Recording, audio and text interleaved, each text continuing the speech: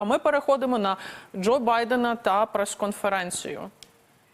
З нашими союзниками, з нашими союзними партнерами маємо і надалі робити абсолютно все можливе, щоб демократичний світ виграв у цій історичній битві. Українці пам'ятають незмінну увагу пана президента Байдена до нашого народу, до кожної людини, до нашої держави. Ми постійно перебуваємо на зв'язку з паном президентом від перших хвилин повномасштабної війни. І цей перший за 15 років візит президента Сполучених Штатів Америки в Україну є найважливішим візитом за всю історію українсько-американських відносин. Саме в цей період, тому що цей період найскладніший період, коли наша держава б'ється за свою свободу і свободу для усіх європейців, для усіх людей вільного світу. І це свідчить, наскільки великих результатів ми вже досягли і наскільки історичних результатів ми можемо досягти, але тільки разом з усім світом, з Україною, з Сполученими Штатами Америки, з усією Європою. І сьогодні наші переговори були змістовними. Такими змістовними і саме такими важливими, як це вже стало традицією для відносин між нашими державами. Я хочу подякувати особисто пану президенту Байдену, усій його команді Конгресу Сполучених Штатів, усім американцям і дякую за досягнуту потужність українсько-американської співпраці.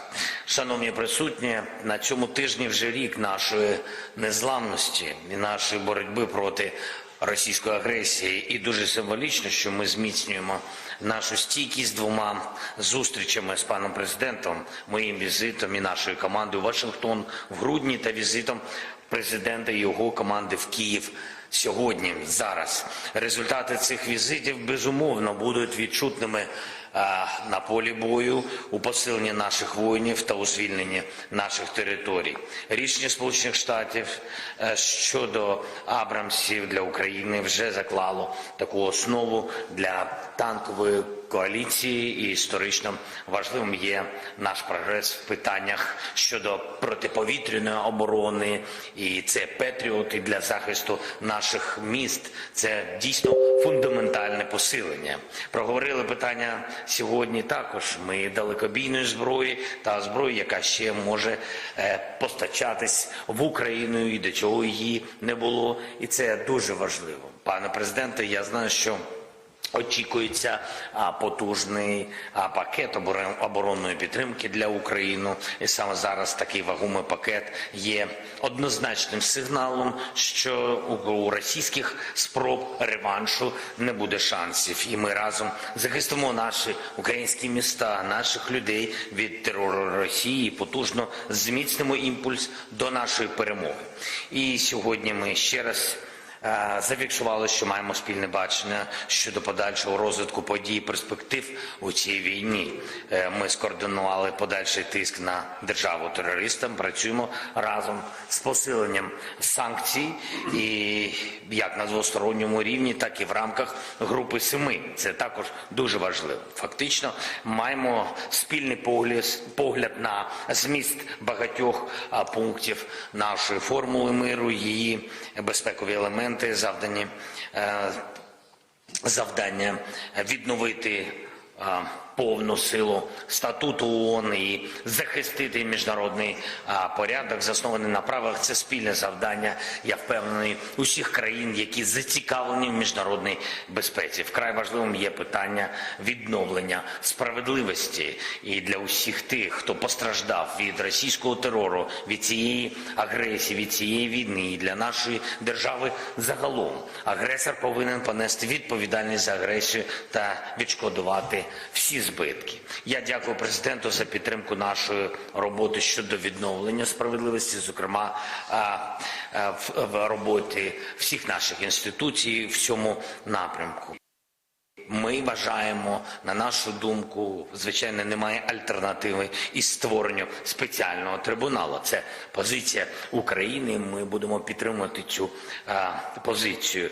А вже ж я дуже хотів би, щоб Сполучені Штати Америки були залучені до реалізації нашої формули миру, і це залучення означатиме посилення глобальної стабільності в передбачуваності міжнародних відносин. І ми маємо напрацювання на цьому шляху.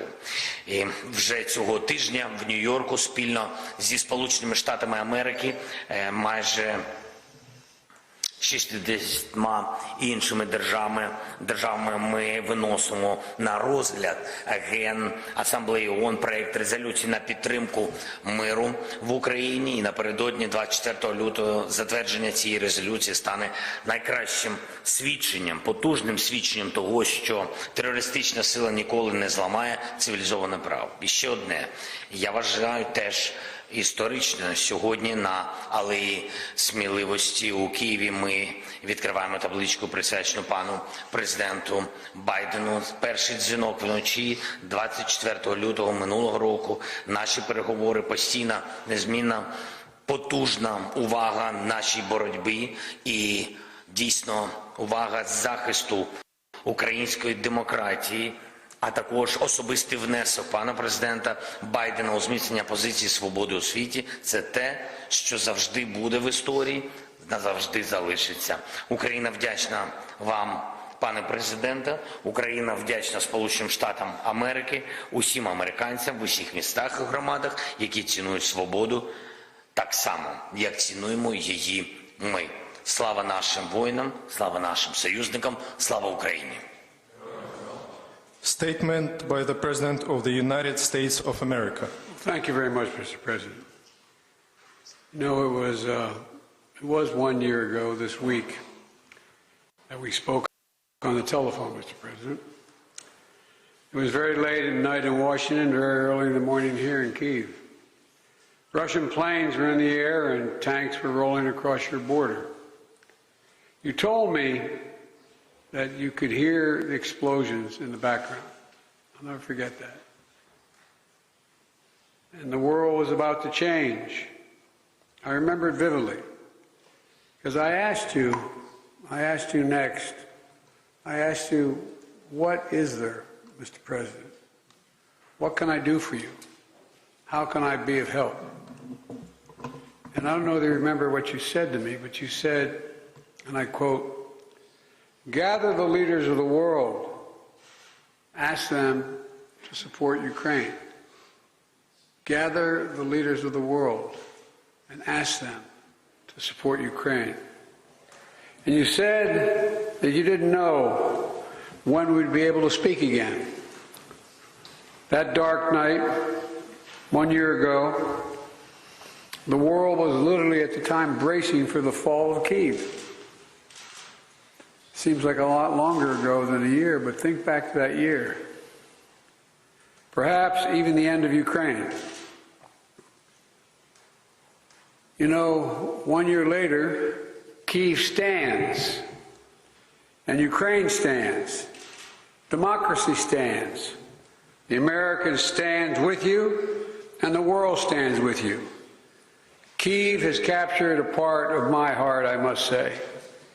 I've come here 6 times as vice president, once as president, and in 2009 as vice president when I first came here.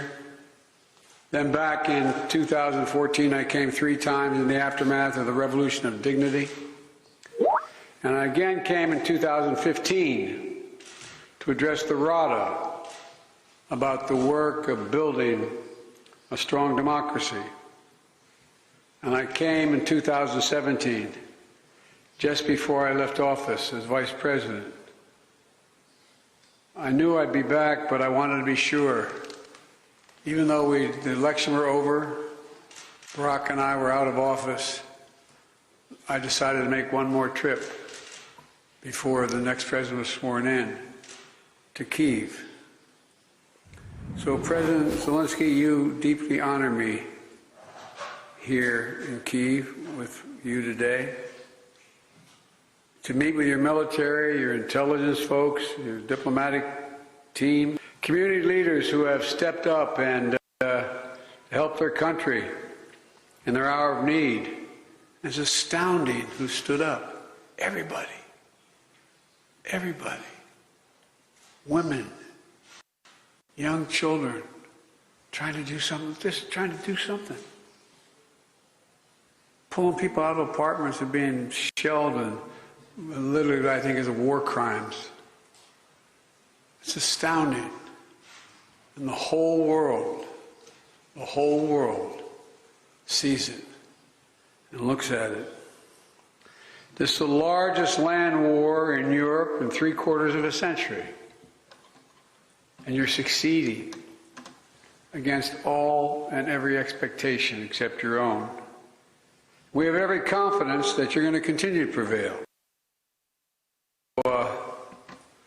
From the moment I first received an intelligence report in the fall, about a year ago, we were focused on determining how do we rally the rest of the world. How do I help you with the promise you asked me to make, to rally the world? Well, how do you succeed? How do you get a world to respond to a prosperous economy, a confident democracy, a secure and independent state? When United Americans of all political backgrounds decided that they would step up. American people know it matters. Unchecked aggression is a threat to all of us. We built a coalition of nations from the Atlantic to the Pacific, NATO in the Atlantic, Japan in the Pacific. I mean, across the world. The number of nations stood up, over 50. Help Ukraine defend itself with unprecedented military, economic, and humanitarian support. We united the leading economies of the world to impose unprecedented costs that are squeezing Russia's economic lifelines. Together, we've committed nearly 700 tanks and thousands of armored vehicles, 1,000 artillery systems, more than 2 million rounds of artillery ammunition, more than 50 advanced launch rocket systems, anti-ship and air defense systems, all defend Ukraine, and that doesn't count the other $500 million we're announcing with you today and tomorrow. That's going to be coming your way. And that's just the United States in this piece. And just today, that announcement includes artillery ammunition for HIMARS and howitzers, more javelins, anti-armor systems, air surveillance radars to help protect Ukrainian people from aerial bombardments. Later this week, we will announce additional sanctions against elites and companies that are trying to evade sanctions and backfill Russia's war machine. And thanks to bipartisan support in Congress, this week we're delivering billions in direct budgetary support.